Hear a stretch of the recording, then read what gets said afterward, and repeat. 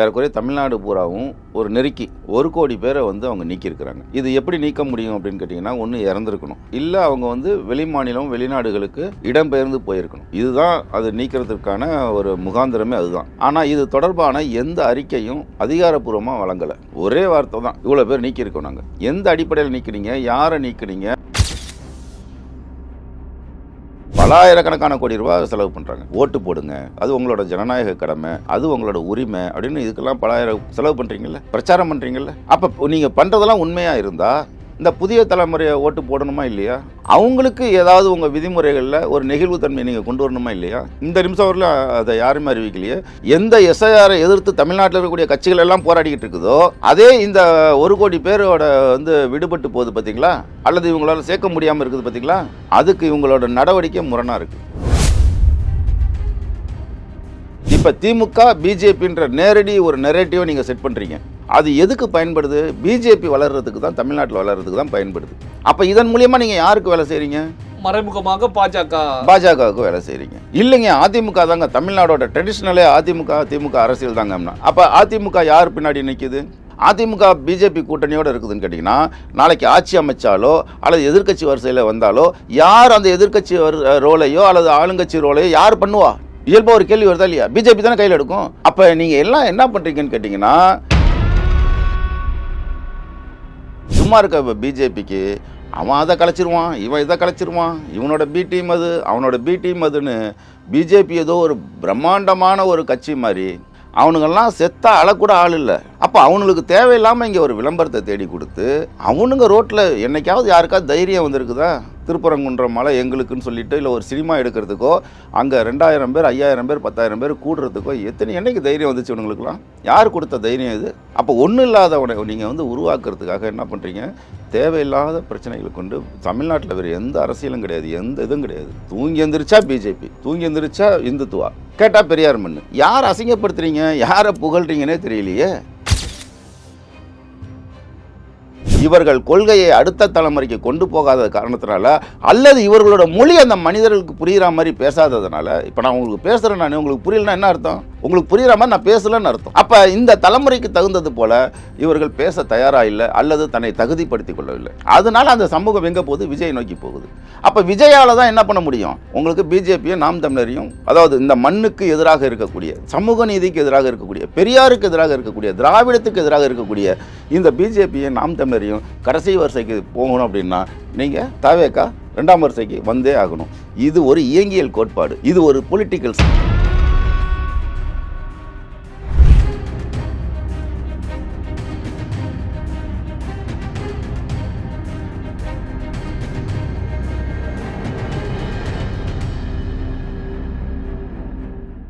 Real one நண்பர்கள், உறவுகள் அனைவருக்கும் வணக்கம். இன்று நம்மோடு இருப்பவர் அரசியல் விமர்சகர் பெரியார் சரவணன் அவர்கள். வணக்கம் சார்.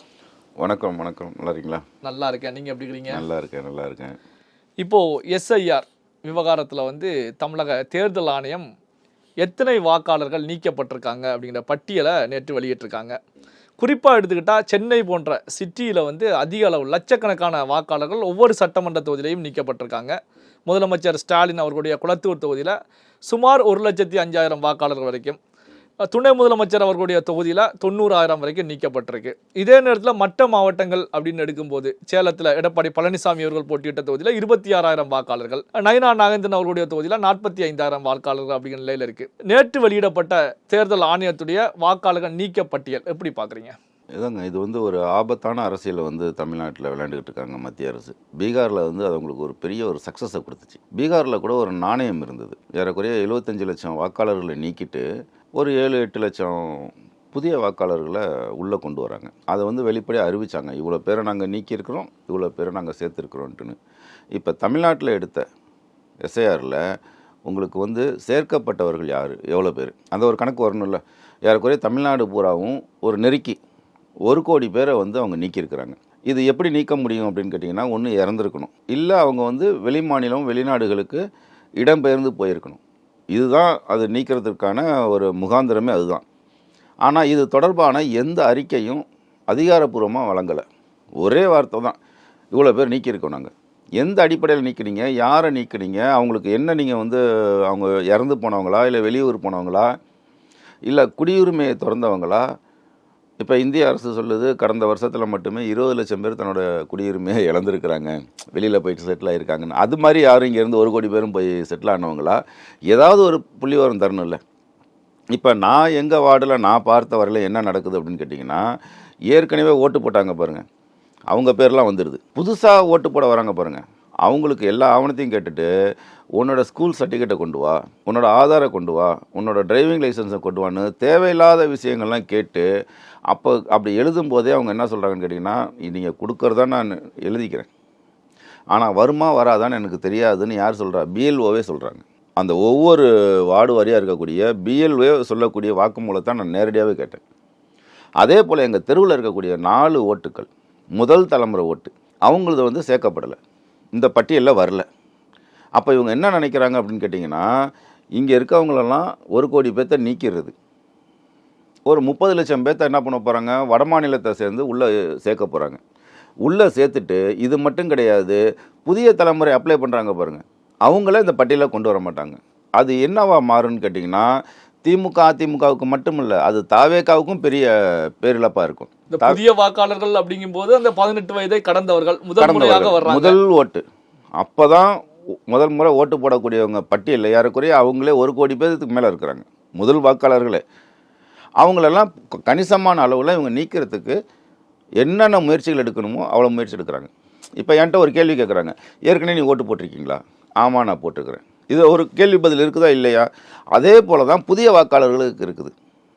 அவங்க அந்த கேள்வியை வச்சு புதுசாக என்ன கேட்குறாங்க, ஸ்கூல் சர்டிஃபிகேட் எனக்கு கொண்டு வந்து கொடுன்னு கேட்குறாங்க. அது கொடுக்கறது மட்டும் இல்லாமல், இந்த அப்ளிகேஷனை ஃபில் பண்ணி கொடுக்கறது மட்டும் இல்லாமல், அவங்க ஆரம்பத்திலேயே சொல்லிடுறாங்க, நீங்கள் கொடுக்குறீங்க, நான் அனுப்பிடுறேன், ஆனால் இது பட்டியலில் ஏறுமா ஏறாதான்னு எனக்கு தெரியாது. இல்லை, இந்த புதிய வாக்காளர்களுக்கு பட்டியலில் ஏறுமா ஏறாதா அப்படின்னா, ஏற்கனவே அவங்களுடைய பேரண்ட்ஸை பொறுத்த வரைக்கும் அவங்க ஓட்டு போடக்கூடியவர்களாக தான் இருந்துட்டு இருக்காங்க. அவங்க ஓட்டு போடுறாங்க. இப்போ அவங்க பிள்ளைங்க ஓட்டு போடுறதால தான் இப்போ சிக்கல் வருது. இப்படி புதிய வாக்காளர்களுக்கு ஓட்டுரிமை கிடைக்காமல் போகக்கூடிய நிகழ்வு வந்து இப்போ தமிழகத்தில் எந்த கட்சிகளுக்கு, யாருக்கு? இது முழுக்க தாவேகாவுக்கு அடி. அது தாவேகா இப்போ திமுகவை பொறுத்தவரையிலும் இந்த எஸ்ஏஆரில் வந்து கொஞ்சம் நல்லா கிரவுண்டில் வந்து நல்லா ஒர்க் பண்ணுறாங்க. நிறையா நிர்வாகிகள் வந்து அந்த பிஎல்ஓ படிவத்தை வந்து எழுதி கொடுக்கறதுக்கு முதற்கொண்டு அவங்க உதவி செய்கிறாங்க, பிஎல்ஓவே எழுதுகிறாங்க. இவர்களும் இருந்து விட்டு போகாத அளவுக்கு பார்த்துக்கிறாங்க. ஆனால் தாவேகாவுக்கு அப்படி ஒரு சிஸ்டம் இங்கே நடந்துக்கிட்டு இருக்குதான்றது என்னால் உறுதியாக சொல்ல முடியல. ஆனால் இந்த எஸ்ஐஆரை பொறுத்தவரையிலும் எந்த கட்சிக்கு பாதிப்பு ஏற்படுதோ இல்லையோ, அது தாவேகாவுக்கு மிகப்பெரிய ஒரு பாதிப்பு ஏற்படுது. தாவேகாவை பொறுத்த வரைக்கும் புதிதாக ஆரம்பிக்கப்பட்ட கட்சி அப்படிங்கிறனால அடிமட்டத்தில் வந்து நிர்வாகிகளை பொறுத்த வரைக்கும் செயல்பட்டால்தான் இதை வந்து சரி செய்ய முடியும். இப்போ பூத் கமிட்டி அப்படிங்கிற ஒரு விஷயமெல்லாம் இங்கே வந்து ஒரு கேள்வியாக தான் இப்போ இருந்துகிட்டு இருக்கு. அப்போது அடிமட்டத்தில் ஒரு நிர்வாக கட்டமைப்பு தாவேகாவுக்கு இல்லாதது தாவேகாவை பொறுத்த வரைக்கும் இளம் வாக்காளர்களை இழப்பதற்கான ஒரு சூழல் உருவாகும். அதாவதுங்க, பூத்தை பொறுத்தவரையிலும் தாவேகா ரொம்ப சவுண்டாக இருக்குது, ரொம்ப ஸ்ட்ராங்காக இருக்குது. ஏறக்குறைய 60,000 எந்த கட்சிக்குமே கிடையாது. பூத்து நிர்வாகிகள் மட்டுமே 60,000 பேர் இன்னைக்கு ரெடியாக இருக்கிறாங்க. பட்டியலோட அந்த ஆதார் நம்பரோட ஃபோட்டோவோட எல்லாமே பக்காவாக ரெடியாக இருக்கிறாங்க. ஆனால் இந்த எஸ்ஐஆர் விஷயத்தில் அவங்க எந்த அளவுக்கு வேலை செஞ்சுருக்காங்கன்றதுக்கான டேட்டா நம்மகிட்ட இல்லை. இப்போது திமுக அதிமுக போன்ற கட்சிகளை பொறுத்த வரைக்கும் விடுபட்ட வாக்காளர்களை சேர்ப்பதற்கான வேலைகளில் நாங்கள் ஈடுபடுவோம், அதற்கான முயற்சிகளில் வந்து இன்னும் ஈடுபடுவோம். அதாவது வந்து பார்த்திங்கன்னா, இப்போ வாக்காளர்கள் சுமார் 1 கோடி பேர் வந்து விடுபட்டிருக்காங்க அப்படின்னா, அதில் இருக்கக்கூடிய வாக்காளர்கள், தொகுதி மாறி இருக்கக்கூடியவங்க, இவங்களெல்லாம் கொண்டு வரதுக்கான வேலைகளில் நாம் ஈடுபடுவோம் அப்படின்ற கருத்துக்களை முன் வச்சிருக்காங்க. காங்கிரஸ் கட்சியுடைய சிதம்பரம் அவர்கள் கூட ஒரு கருத்துக்களை முன் வச்சிருக்காங்க. பதட்டம் அடையாதீங்க, உங்களுக்கு எஸ்ஐஆரில் உங்களுடைய நேம் இல்லைன்னா அதை வந்து மீண்டும் சேர்ப்பதற்கான கால அவகாசம் இருக்கிறது, சட்டத்தில் அதற்கான வழிமுறையும் இருக்கிறது அப்படிங்கிற கருத்துக்களை முன் வச்சிருக்காங்க. அப்போ இந்த விடுபட்ட வாக்காளர்கள் மீண்டும் சேர்க்கப்படுவார்கள் அப்படின்னு எடுத்துக்கலாமா? அதுக்கான முயற்சி எடுக்கிறாங்க. அது தேர்தல் கமிஷனும் என்ன சொல்லியிருக்காங்கன்னு கேட்டிங்கன்னா, 27ஆம் தேதி நீங்கள் எல்லா பூத்துலேயும் வந்து நீங்கள் உங்கள் பேரை செக் பண்ணிக்கோங்க, இல்லாதவங்க எழுதி கொடுங்க, மறுபடியும் எழுதி கொடுங்கன்னு சொல்லியிருக்காங்க. இது மறுபடியும் பட்டியலில் வருமா வராதா, எனக்கு இதெல்லாம் பிரச்சனை கிடையாது. ஏற்கனவே ஓட்டு போட்டவங்களுக்கு இன்றைக்கி ஓட்டு இல்லைங்க, இல்லை தொகுதி மாறி போய் பக்கத்து தெருவில் போய் குடியிருக்கிறாங்க, இல்லை பக்கத்து ஏரியாவில் குடியிருக்கிறாங்க, அவங்கள மறுபடியும் அந்த இடத்துக்கு ஓட்டு போடுறது கொண்டு வருதுன்றதெல்லாம் ஒரு கட்சிங்க சர்வசாதாரணமாக செய்யக்கூடியது. இயல்பாகவே என்ன பண்ணுவாங்கன்னா, எல்லா வார்டு நிர்வாகிகிட்டையும் எல்லா பூத்து நிர்வாகிகள்கிட்டையும் ஒரு பட்டியல் இருக்கும், வாக்காளர் பட்டியல் இருக்கும். அதில் வந்து 1000 பேர் இருக்காங்கன்னா 1000 பேரும் திமுகவுக்கும் தெரியும், அதிமுகவுக்கும் தெரியும், மற்ற கட்சிக்காரங்களுக்கும் தெரியும். அந்த பட்டியலை வச்சு ஏன் முனுசாமி இந்த ட்ரிப் வரல, ஏன் ராமசாமி எங்கே போனார், ஏன் கணேசன் ஆளை காணோம் அப்படின்னு அவங்களுக்கு துல்லியமாக ஒரு வார்டில் ஒரு பூத்தில் இருக்கவங்களுக்கு தெரிஞ்சிடும். அப்போ அவங்க கேட்பாங்க, இந்த முனுசாமியும் ராமசாமியும் கணேசனும் பக்கத்து ஏரியாவுக்கு குடி போயிட்டாங்கப்பா, அதில் கணேசன் மட்டும் இதில் இறந்து போயிட்டாருப்பா அப்படின்னு சொல்லிட்டு அந்த நீக்கிட்டு அந்த 2 பேர்த்தையும் மறுபடியும் ஆட் பண்ணுறதுக்கோ இல்லை ஓட்டு போட கொண்டு வரதுக்கோ அந்த நிர்வாகிகள் கொண்டு வந்துடுவாங்க. இது வழக்கமாக காலகாலமாக நடக்கிறது. இப்போ நான் கேட்குற விஷயம் என்னன்னு கேட்டிங்கன்னா, நீக்கினவங்களுக்கான நீங்கள் அதிகாரப்பூர்வமாக என்ன அறிவிச்சிருக்கீங்க, என்ன நோக்கத்துக்கு நீக்கியிருக்கீங்க? அது தேர்தல் கமிஷன் இந்த நிமிஷம் வரலாம் நான் நீக்கியிருக்கேன்னு தான் பிளைண்டாக சொல்லியிருக்காங்களோ ஒழிய இந்த நோக்கத்துக்காக இன்ன காரணத்தினால நாங்கள் நீக்கியிருக்கோம் அப்படின்றத அறிவிக்கலை. அப்போ 27ஆம் தேதி மறுபடியும் அவங்க ஒரு டைம் கொடுத்து போனாங்க, அதில் சேர்த்துக்கலான்னு சொல்கிறாங்க. அப்படி சேர்த்துக்கலான்னா அதில் நீங்கள் புதிய வாக்காளர்களுக்கு நீ என்ன பண்ண போகிற? முதல் தலைமுறையாக ஓட்டு போட போகிறவங்களுக்கு நீ என்ன ஆப்ஷன் வச்சுருக்க? நீ ஏற்கனவே வந்து பட்டியலில் வரல, இப்போ வந்திருக்கக்கூடிய பட்டியலில் புதிய வாக்காளர்களுக்கு பேர் எழுதி கொடுத்து பேர் வரல, அதுக்கு என்ன தீர்வு வச்சுருக்கீங்க? அதே அப்ளிகேஷன் தானே. இப்போ ஒருத்தர் வந்து வெளியூர் போயிட்டாருங்க, இல்லை பக்கத்து தெருவுக்கு குடி போயிட்டாருங்க, வேற ஒரு பூத்து மாறிட்டாருங்க, அவரை மறுபடியும் ஓட்டு போட வச்சிடலாங்க. இல்லைன்னா அந்த பட்டியலை திருத்தி கூட அந்த அவர் இருக்கக்கூடிய பூத்துலேயே ஒரு 10ஆம் நம்பர் பூத்துலேயோ 11ஆம் நம்பர் பூத்துலேயோ அவர் ஓட்டு போட வச்சிடலாங்க. அதுக்கு ஒரு வாய்ப்பு இருக்குது.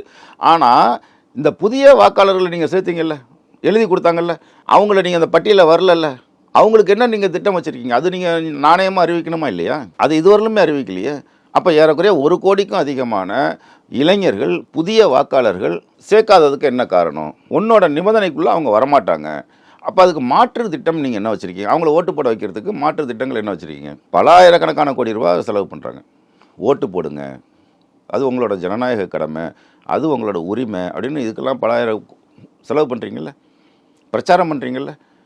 அப்போ நீங்கள் பண்ணுறதெல்லாம் உண்மையாக இருந்தால் இந்த புதிய தலைமுறையை ஓட்டு போடணுமா இல்லையா? அவங்களுக்கு ஏதாவது உங்கள் விதிமுறைகளில் ஒரு நெகிழ்வுத்தன்மையை நீங்கள் கொண்டு வரணுமா இல்லையா? இந்த நிமிஷம் வரல அதை யாருமே அறிவிக்கலையே. இந்த கட்சி இதை பற்றி பேசலை. நீக்கப்பட்டிருக்காங்க, சேர்க்கப்பட்டிருக்காங்க, இது ஆபத்தானதுன்னு பேசுகிறாங்களே ஒழிய ஒரு தலைமுறையே ஓட்டு போட முடியாமல் போகிறதுக்கான ஒரு சூழல் ஏற்படுது அப்படின்றத பற்றி எந்த கட்சியுமே தொடர்ந்து பேசலை. இப்போது எந்த கட்சியுமே பேசலை அப்படிங்கிற கருத்துக்களை முன்வைக்கிறீங்க. பேசாமல் இருப்பதற்கான காரணம் இந்த வாக்காளர்கள் வந்து நமக்கான ஓட்டு கிடையாது, ஸோ இந்த அடிப்படையில் பேசாமல் இருக்கிறார்களா? எப்படி வேறு என்ன காரணம்னு சொல்லுவீங்க? இல்லை, இதுக்கு வேறு எதுவும் ரீசன் இருக்க முடியுமா? வேறு என்ன காரணம் சொல்லுவீங்க? அது எல்லாருமே யாராக இருக்காங்க? ஜென்சியாக இருக்காங்க. இந்த ஜென்சிலாம் எங்கே போகும்? ஓட்டு தாவேக்காவுக்கு தான் போகும். அது இயல்பாக தெரிஞ்சது தான். அதனால் அதை பற்றினா அவங்க கவலை இல்லாமல் இருக்காங்க. அது நல்லதுன்னு நினைக்கிறாங்க. எந்த எஸ்ஐஆரை எதிர்த்து தமிழ்நாட்டில் இருக்கக்கூடிய கட்சிகள் எல்லாம் போராடிக்கிட்டு இருக்குதோ அதே இந்த 1 கோடி பேரோட வந்து விடுபட்டு போகுது பார்த்தீங்களா? அல்லது இவங்களால சேர்க்க முடியாமல் இருக்குது பார்த்தீங்களா? அதுக்கு இவங்களோட நடவடிக்கை முரணாக இருக்குது. இப்போ இதில் ஒரு கேள்வி உருவாகிட்டு இருக்கு. இப்போ வந்து பார்த்தீங்கன்னா இந்த முதல் தலைமுறை வாக்காளர்கள் அப்படின்னு எடுத்துக்கிட்டிங்கன்னா நீங்கள் வந்து தாவேக்காவுக்கு அதிக அளவில் செல்லும் அப்படிங்கிற கருத்துக்களை முன் வச்சிங்க. இவங்க எல்லாமே அதிமுக திமுக போன்ற கட்சிகளுக்கு வாக்களித்த குடும்பத்தில் வந்தவங்க தான்.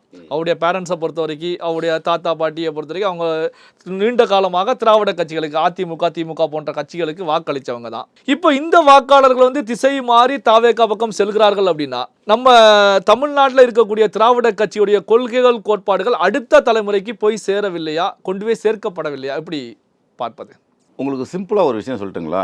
ஸ்ரீரங்கம் கோவில் இருக்குது பார்த்தீங்களா, அதில் அறங்காவலர் குழுன்னு ஒன்று இருக்குது. ஸ்ரீரங்கம் கோவிலில் அறங்காவலர் குழுன்னு இருக்குது. அந்த அறங்காவலர் குழுவுக்கு தலைவராக தேர்ந்தெடுப்பாங்க. அதில் தேர்ந்தெடுத்து வரக்கூடியவங்களாம் யாராக இருப்பாங்கன்னு கேட்டிங்கன்னா, டிவிஎஸ் இருக்கார் பார்த்தீங்களா, டிவிஎஸ்ஸு, கிருஷ்ணாமாச்சாரி, ராமானுஜ தாத்தாச்சாரி, இது மாதிரி மிகப்பெரிய ஜாம்பவான்கள் தான் அதில் வருவாங்க. இதில் ஸ்ரீரங்கம் கோவில் அறங்காவலர் குழு தலைவராக வருவாங்க. ஆனால் இந்தியாவிலேயே முதல் முறையாக ஒரு தாழ்த்தப்பட்ட சமூகத்தைச் சேர்ந்த குடமுருட்டி சேகர் அப்படின்றவரை கலைஞர் தான் ஸ்ரீரங்கம் கோவில் அறங்காவலர் குழு தலைவராக நியமிக்கிறாரு. அவர் ஒரு பல்லர் சமூகத்தைச் சேர்ந்தவர். இந்த விஷயத்தை கொஞ்சம் நுட்பமாக கவனிங்க.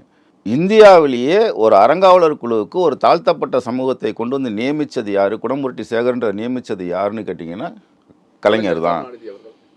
அது ஒரு பெரிய ஒரு சாதனை. இதுதான் திமுக. அந்த திமுகவில் இருந்த குடமுருட்டி சேகர் இருக்கார்ல, அவரோட தம்பி பேர் கரிகாலன். அவர் என்னவா இருக்கார் தெரியுங்களா? திருச்சி மாவட்ட தாவேக்காவோட தலைவர். இப்போ கலைஞர் அவர்களால் புரட்சி செய்யப்பட்டு கொண்டு வரப்பட்டவருடைய தம்பி வந்து பார்த்தீங்கன்னா இப்போ அந்த திராவிட கட்சியில் திமுகவிலையும் கிடையாது, அதிமுகவிலையும் கிடையாது, தாவேக்காவில் திருச்சி மாவட்ட தலைவர். திருச்சி மாவட்ட தலைவர். இது நான் சொன்ன சம்பவன்றது மிகப்பெரிய ஒரு வரலாறு. இந்தியா நினச்சி கூட பார்க்க முடியாத வரலாறு. அப்படி ஒரு வரலாற்றுக்கு சொந்தமான குடும்பத்தில் இருக்கிறவர் தாவேக்காவோட தலைவராக இருக்கிறார். ஒன்று, இது நான் ஒரு உதாரணத்துக்கு தான் சொன்னேன். நான் சந்திக்கக்கூடிய பல்வேறு நபர்கள், நிர்வாகிகள் எங்கள் அப்பா ஒன்றிய செயலாளருங்க, எங்கள் அப்பா பகுதி செயலாளருங்க, எங்கள் அப்பா வார்டு செயலாளருங்க, இப்படி தான் சொல்கிறாங்க. அந்த பசங்கள்லாம் இப்படி தான் சொல்கிறாங்க. அப்போ தாவேகாவுக்கு இருக்கக்கூடியவங்க யாரும் வானத்திலிருந்து குதிக்கலை. திமுகவில் இருந்து, அதிமுகவில் இருந்து, காங்கிரஸில் இருந்து, பிஜேபியில் இருந்து, நாம் தமிழரில் இருந்து, விடுதலை சிறுத்தைகள் இருந்து, இங்கே தமிழக கட்சியில் இருக்கக்கூடிய அந்த நபர்களோட, நிர்வாகிகளோட, இல்லை அந்த குடும்பத்தினரோட குழந்தைகள் தான் இன்றைக்கி தாவேகாவில் இருக்கிறாங்க. இந்த எண்ணிக்கை இருக்குது பார்த்தீங்களா, இது மிகப்பெரிய எண்ணிக்கை. அப்போ இந்த எண்ணிக்கை வந்து நீங்கள் சரின்றீங்களா தவறுன்றீங்களான்றதெல்லாம் கடந்து நீங்கள் யோசிக்க வேண்டிய ஒரு விஷயம். நீங்கள் ஒரு மைய புள்ளியை தொட்டிங்க. இது ஒரு தோல்வியா அப்படின்னா வெக்கத்தோடு நம்ம ஒத்துக்க தயாராக இருக்கணும். சும்மா அவனை போய் கிண்டிக்கிட்டு திட்டிக்கிட்டு இருக்கிறது இல்லை. அவனை திட்டி திட்டி திட்டி சீமானை வளர்த்து விட்டீங்க. தமிழ்நாட்டுக்குள்ளே பிஜேபி வளர்த்து விட்டீங்க. தமிழ்நாட்டில் பிஜேபி யாருன்னா சீண்ட ஆள் இருந்துச்சா? அதுக்குன்னு ஒரு நிர்வாகம் இருந்துச்சா? அதுக்குன்னு ஒரு கட்டமைப்பு இருந்துச்சா? எவ்வளோ 10 தலைவர் இருப்பானுங்க, அங்கே வந்து கத்திக்கிட்டு இருப்பாங்க.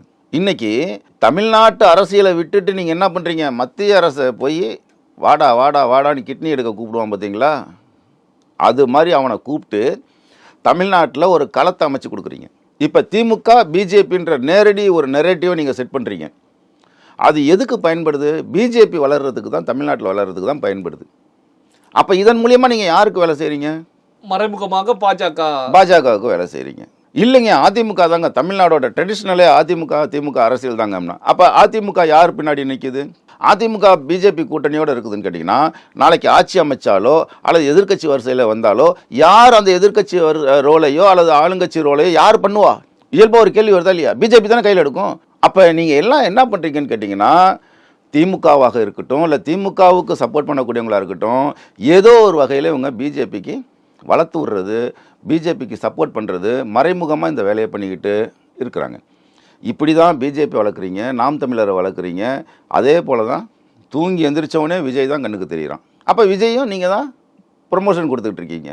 அப்போ என்ன மாதிரி அரசியல் இது? சிலரை கண்டுக்காமல் விட்டாலே சொந்த செலவில் செத்து போயிடுவாங்களா இல்லையா? அப்போ இருக்கிற ஒட்டுமொத்த ஊடகமும் இன்றைக்கி விஜயை நோக்கி பண்ணும்போது, நீங்கள் விரும்பினாலும் விரும்பாட்டியும், சரியாக இருந்தாலும் சரியில்லைனாலும் விஜயை சுற்றி தான் தமிழ்நாட்டு அரசியல்ன்ற நிலைமைக்கு கொண்டு வந்து விட்டது யார்? இதே திமுக தானே கொண்டு வந்து விட்டுச்சு. திமுக கூட்டணி கட்சிகள் தானே கொண்டு வந்து விட்டுச்சு. திமுகவை ஆதரிக்கக்கூடிய இயக்கங்கள், இடதுசாரி இயக்கங்கள் தானே இந்த நிலைமைக்கு கொண்டு வந்து விட்டுச்சு. ஏன் கொண்டு வந்து விட்டுச்சு அப்படின்னு கேட்டிங்கன்னா, தன்னோட நிலையை காப்பாற்றிக்கணும்னா பிஜேபியை உள்ளே வர வைக்கணும். அப்போ நமக்கு ஒரு இலவச கூடி பள்ளிகளாக இங்கே இடதுசாரிகள்லாம் நமக்கு சூழ்ந்து நின்று ஒரு ஷீல்டு மாதிரி நம்மளை பாதுகாக்கணும். பிஜேபி தின்னுடும், பிஜேபி வந்து ஆக்கிரமிச்சிடும், பிஜேபி வந்து கெடுத்துரும் அப்படின்னு சொல்லி, ஒன்றும் இல்லைங்க, சாதாரண ஒரு விஷயங்க. பக்கத்து வீட்டுக்காரன் ஆம்பளை, அவன் தாண்டி ஆம்பளை, அவன் பாரு எப்படி குடும்பம் நடத்துகிறான் அப்படின்னு ஒரு இங்கே இருக்கக்கூடிய ஒரு ஆம்பளை பேசிக்கிட்டு இருந்தானா, பொண்டாட்டி இயல்பாக அங்கே போவால போக மாட்டாளா?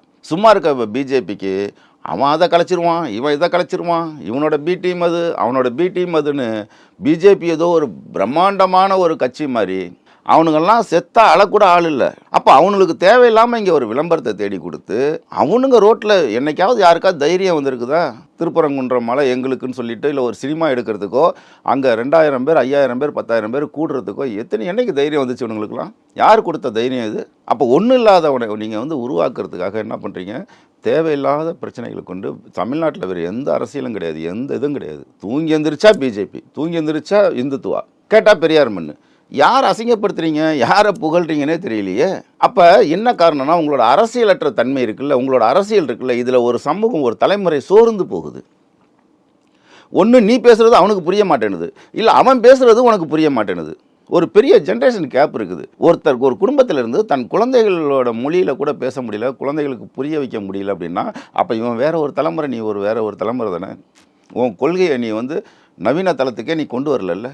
எப்போ பாரு இந்த அரைச்சமாகவே அரைச்சி அந்த தத்துவத்தின் மேல் ஒரு சோர்வை உண்டாக்கி அடைச்சி போங்கடா அப்படின்னு வேற ஒரு தலைமுறை இங்கே உருவாகி நிற்குது. அதை விஜய் அறுவடை பண்ணுறாரு. இதில் என்ன தப்பு இருக்க முடியும்? நீ யோகியனாக இருந்தால் என்ன பண்ணியிருக்கணும்? நீ அடுத்த தலைமுறை இந்த கொள்கையை கொண்டு போய் சேர்த்துருக்கணும். இன்றைக்கி இந்த கொள்கையை பேசக்கூடிய இயக்கங்கள், ஏதாவது ஒரு இயக்கம் பலமாக இருக்குன்னு சொல்லுங்கள். ஒரே ஒரு இயக்கம் இந்துத்துவத்தை பலமாக நிற்குது. இப்போ சிக்கல் என்ன ஆகி போச்சுன்னு கேட்டிங்கன்னா, இந்த இயக்கவாதிகள்லாம் இருக்காங்க பார்த்தீங்களா, தான் கட்சி மேலேயோ இயக்கத்தின் மேலேயோ தலைமை மேலேயோ நம்பிக்கை இல்லை. திமுக தான்ப்பா காப்பாற்ற போகுது, திமுக தான்ப்பா இந்துத்துவ எதிர்ப்பு பேசுது, திமுக தான்ப்பா சனாதனத்தை பேசுது, திமுக தான்ப்பா மத்திய அரசு எதிர்க்குது. அப்போ இவனை விட்டாலும் நமக்கு நாதி இல்லைப்பான்னு ஒரு உளவியல் ரீதியாக இங்கே இடதுசாரிகளை நீங்கள் பயிற்றுவிக்கிறீர்கள். எதற்காக பயிற்றுவிக்கிறீங்க? ஒரு இலவசமான ஒரு கூலிப்படையை உருவாக்குறீங்க. இங்கே இருக்கக்கூடிய இடதுசாரிகளை, முற்போக்காளர்களை, பகுத்தறிவாளர்களை கூலிப்படையாக நீங்கள் மாற்றிக்கிட்டு இருக்கீங்க. அவனுக்கு சுய சிந்தனையே இல்லாத அளவுக்கு. நான் என்ன கேட்குறேன், இவங்க மீடியா வச்சுக்கிட்டு லட்சக்கணக்கில் சம்பளம் கொடுத்துட்டு எத்தனையோ யூடியூபர்களை வந்து ஒரு நரேட்டிவை செட் பண்ண சொல்கிறீங்கல்ல, அதை அப்படியே கவிக்கிட்டு வந்து சுய சிந்தனையே இல்லாமல் இவனும் சொந்த செலவில் ஒரு ஷீல்டாக யாருக்கு நிற்கிறான் யோசிச்சு பாருங்க. அப்போ இவர்கள் எல்லாம் சேர்ந்து என்ன பண்ணுறாங்கன்னா, இங்கே இந்துத்துவ வளர்க்குறதுக்கான வழிமுறையை பார்க்குறாங்க. இரண்டாவது, விஜய்ன்றது ஒரு பெரிய த்ரெட்டாக இருக்காங்க. இந்த காட்டுக்குள்ளே கத்திக்கிட்ட பேய்க்கு வந்து கத்திக்கிட்டே போகிற மாதிரி தூங்கி எந்திரிச்சா விஜய் விஜய்னு பேசி சும்மா இருக்கிற விஜய்க்கு விளம்பரத்தை தேடி கொடுத்து, அப்போ இதெல்லாம் யார் உருவாக்குறா? ஒரு சோறு உற்ற சமூகம் அடுத்தது எங்கே போகும்? ஒரு சின்ன உதவிட முடிச்சுக்கிறேன் நான். இதில் இருந்து அண்ணா வந்துடுறாரு, தீக்காலிருந்து அண்ணா வந்துடுறாரு. அப்போ அண்ணாவுக்கு அன்றைக்கி யாரை எதிர்கொள்ள வேண்டிய அவசியம் இருந்தது? காங்கிரஸ் எதிர்கொள்ள வேண்டிய அன்றைக்கி கம்யூனிஸ்ட்டுகள் எதிர்கொள்ள வேண்டிய அரசியல் அவசியம் இருந்தது. இப்போ அண்ணாவுக்கு திமுகவுக்கு 2 சேலஞ்ச் இருந்தது. ஒன்று கம்யூனிஸ்ட்டுகள் 65 சீட்டுக்கு மேலே சட்டசபையில் உட்காந்தாங்க. அடுத்தது காங்கிரஸ், பலமான கட்சிகள். இவர்களை வீழ்த்திட்டு ஒரு ஆட்சி அமைக்கிறார். ஆட்சி அமைச்சதுக்கு பிறகு தான் தேசிய கட்சிகளே இல்லாமல் போச்சு. இன்னைய வரலும் காங்கிரஸால் ரெக்கவரி பண்ணிக்க முடியல, கம்யூனிஸ்ட்டுகளால் தன்னை ரெக்கவரி பண்ணிக்கவே முடியல. பழைய நிலைமைக்கு அவங்களால வரவும் முடியாது. யார் இந்த வேலையை பண்ணது? அண்ணா தான் பண்ணார். அண்ணாவுக்கு பிறகு வந்து கலைஞருக்கு பிறகு எம்ஜிஆர் வந்தார். எம்ஜிஆர் வந்ததுக்கப்புறம் என்ன பண்ணுச்சு? தேசிய கட்சிகள் இங்கே கால் ஊன முடியாமல் போச்சு. இதுதானே இப்படி தானே இந்த சமூகம் படிநிலையில் இப்படி தானே வந்துச்சு. இன்றைக்கி பிஜேபியை மறுபடியும் தேசிய கட்சிக்கு இங்கே ஒரு தளத்தை நீங்கள் அமைச்சு கொடுத்தீங்கன்னா, அதை முறியடிக்கணும்னா அப்புறம் 3வது சக்தி விஜய் போன்றவர்கள் அங்கே வரணுமா இல்லையா? விஜய் போன்றவர்கள் அந்த இடத்த நிரப்பும் போது தான் நீங்கள் என்ன பண்ணுவீங்க? பிஜேபியையும் நாம் தமிழரையும் கடைசி வரிசைக்கு தள்ளுவீங்க. இது சாதாரண 5ஆம் கிளாஸ் அரிச்சுவடி. நீங்கள் பிஜேபியையும் நாம் தமிழரையும் கடைசி வரிசைக்கு தள்ளணுன்னா நீங்கள் வந்து விஜய் 2வது இடத்துக்கு வந்தே ஆகணும். இல்லை 2வது இடத்துக்கு வரக்கூடாதுன்னு நினச்சிங்கன்னா நீங்கள் பிஜேபிக்கு பாடுபடுறீங்க. ஏன்? ஆட்சி அமைச்சாலும் பிஜேபி தான் மேல் கை எடுக்க போகுது. எதிர்கட்சி வரிசையில் இருந்தாலும் பிஜேபி தான் மேல் வரிசையில் வரப்போகுது. இல்லைங்க, இவர் இந்துத்துவாங்க, இவர் பிஜேபியோட கையாளுங்க. அது எவ்வளோ நாள் ஆகும்? இன்னும் 10 வருஷம் அந்த முகம் வெளியில் வரதுக்கு. இந்த 10 வருஷத்துக்குள்ளேயாவது நீ அடுத்த தலைமுறை கொள்கையை கொண்டு போய் சேர்க்கலாம்ல. ஆக நீங்கள் சொன்னது போல் இவர்கள் கொள்கையை அடுத்த தலைமுறைக்கு கொண்டு போகாத காரணத்தினால, அல்லது இவர்களோட மொழி அந்த மனிதர்களுக்கு புரிகிற மாதிரி பேசாததுனால, இப்போ நான் உங்களுக்கு பேசுகிறேன், நான் உங்களுக்கு புரியலன்னா என்ன அர்த்தம்? உங்களுக்கு புரியாத மாதிரி நான் புரிகிற மாதிரி நான் பேசலைன்னு அர்த்தம். அப்போ இந்த தலைமுறைக்கு தகுந்தது போல் இவர்கள் பேச தயாராக இல்லை, அல்லது தன்னை தகுதிப்படுத்தி கொள்ளவில்லை. அதனால் அந்த சமூகம் எங்கே போகுது? விஜய் நோக்கி போகுது.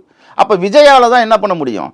உங்களுக்கு பிஜேபியும் நாம் தமிழரையும், அதாவது இந்த மண்ணுக்கு எதிராக இருக்கக்கூடிய, சமூக நீதிக்கு எதிராக இருக்கக்கூடிய, பெரியாருக்கு எதிராக இருக்கக்கூடிய, திராவிடத்துக்கு எதிராக இருக்கக்கூடிய இந்த பிஜேபியும் நாம் தமிழரையும் கடைசி வரிசைக்கு போகணும் அப்படின்னா நீங்கள் தவேகா 2ஆம் வரிசைக்கு வந்தே ஆகணும். இது ஒரு இயங்கியல் கோட்பாடு, இது ஒரு பொலிட்டிக்கல் சயின்ஸ். இது சார்லஸ் ரைசன் சொல்கிறது போல் ஒடுக்கப்பட்ட அல்லது ஒதுக்கப்பட்ட அல்லது கண்டு கொள்ளப்படாத ஒரு சமூகம், பயிற்றுவிக்கப்படாத ஒரு சமூகம் இருக்குல்ல, ஒவ்வொரு 1/4 நூற்றாண்டுக்கு ஒரு முறையும் ஒன்று திரளும். இது ஒரு சயின்ஸ், இது பொலிட்டிக்கல் சயின்ஸ்.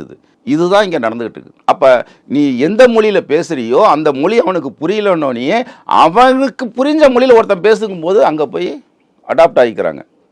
அவனுக்கு அரசியல் இல்லை, அவன் தற்கொலை, நீ என்ன வேணாலும் சொல்லிட்டு போ. ஆனால் பயம் இருக்குதா இல்லையா? அவனுக்கு நடுங்கறியா இல்லையா? இவ்வளோதாங்க அரசியல். பல்வேறு முக்கியமான தகவல்கள், செய்திகளை நம்முடைய உறவுகளுடன் பகிர்ந்து கொண்டதற்கு நன்றி சார். நன்றி, வணக்கம்.